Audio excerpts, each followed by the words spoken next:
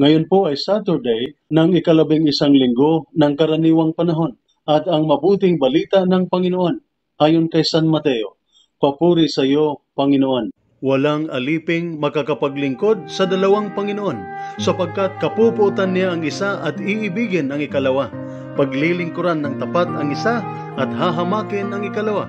Hindi kayo maaaring maglingkod sa Diyos at sa kayamanan. Kaya't sinasabi ko sa inyo, huwag kayong mabalisa tungkol sa inyong kakainin, iinumin o isusuot.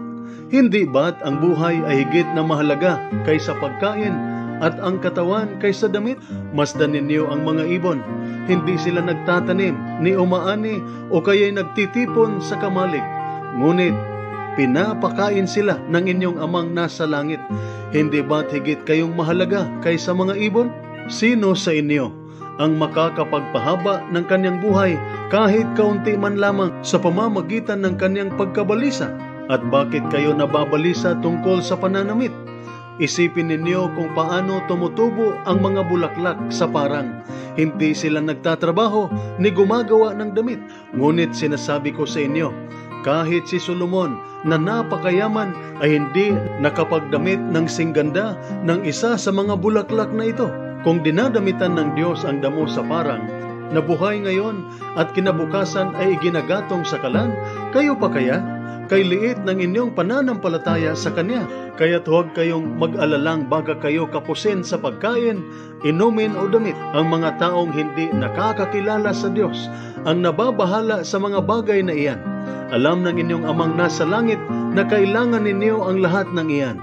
Sa halip, ang pagsikapan ninyo ng higit sa lahat ay ang pagharian kayo ng Diyos at mamuhay ng ayon sa Kanyang kalooban, at ibibigay niya sa inyo ang lahat ng inyong kailangan. Kaya nga huwag ninyong ikabahala ang para sa araw ng bukas. Saka na ninyo ito harapin kapag dumating na. Sapat na ang inyong mga suliranin sa bawat araw. Ang mabuting balita ng ating Panginoon. Pinupuri ka namin, Panginoong Hesukristo. Ano po ba ang ibig sabihin ni Jesus na huwag kayong mag-alala, huwag kayong mabalisa, dahil ibibigay sa inyo ng Diyos ang inyong pangangailangan tulad ng pagkain, iinumin at isusuot? Ibig ba niyang sabihin na uupo na lamang tayo at hindi na magtatrabaho? Hindi po. Ang sinasabi ng ating Panginoong Hesus sa mabuting balita ay ang ating pangangailangang matutong magtiwala sa Diyos. At hindi po niya sinasabing magiging tamad na lamang tayo, ibubukan na lamang natin ang ating bibig at maghihintay na mahulog ang pagkain mula sa langit. Ang kailangan nating gawin ay ang pagkakaroon ng pananampalataya at tiwala kay Jesus. Ngunit kailangan pa rin nating gumalaw, magtrabaho at umaasang basbasan at biyayaan ng Diyos ang ating pagsisikap.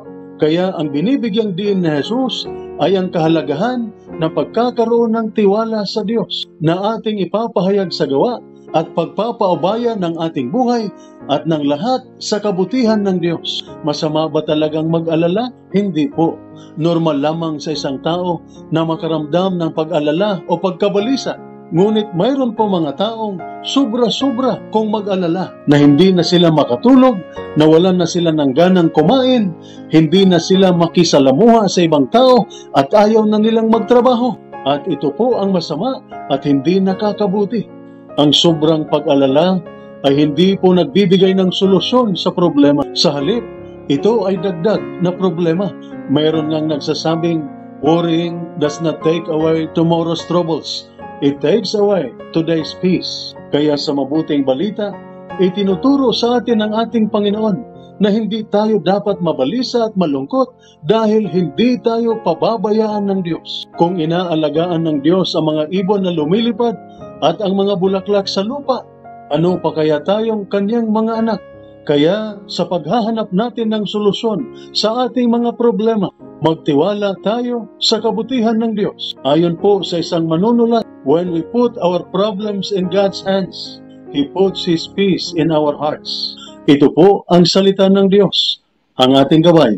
Let us pray. Lord God, Almighty Father, Creator of mankind and author of peace, those who take refuge in you will be glad and forever will shout for joy. Protect our soldiers as they discharge their duties. Protect them with the shield of your strength and keep them safe from all evil and harm. Grant them courage and hope. May they ever experience your firm support, gentle love, and compassionate healing. Be their constant companion and the refuge in every adversity. Be their power and protector, leading them from darkness to light. May the power of your love enable them to return home in safety, that with all those who love and care for them, they may ever rejoice and praise you for your loving care. We ask this through Christ our Lord.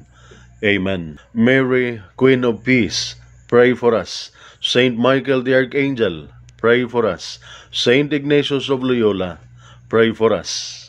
At sumainyo at sa inyong pamilya ang pagpapala na makapangyarihang Diyos, Ama, Anak at Espiritu Santo.